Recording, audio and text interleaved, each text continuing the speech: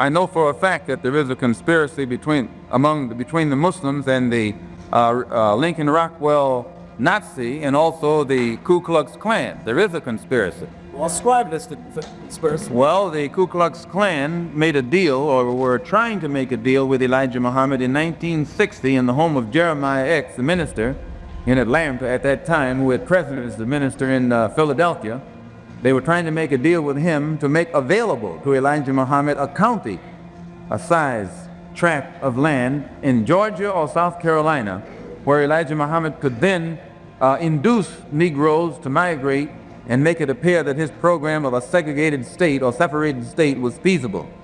This is a story pieced together from some FBI informants that were in the Klan, and also Malcolm X himself, and some other internal records from the Nation of Islam. The year was, well, in 1960, a telegram went to the Nation of Islam headquarters. They proposed a meeting. And now, back in the 20s, Marcus Garvey had a meeting with the Klan about, well, we both want the races to be separate, so if black people get their own land, then they can be separate. The basis of the Nation of Islam's program centers around land to supply basic needs.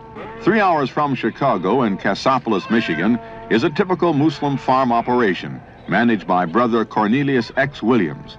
His involvement with this farm project goes back to the very beginning. We started about 3 years ago, shortly after I'd heard teaching in South Bend, and I was interviewed by the messenger, and he was talking about he wanted to get a farm started for the Muslims. As far as the colored people were concerned,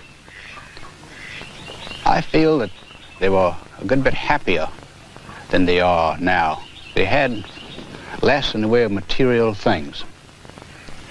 But I can remember back in the 20s when I was a small boy, they were always singing at their work. They had a great sense of humor.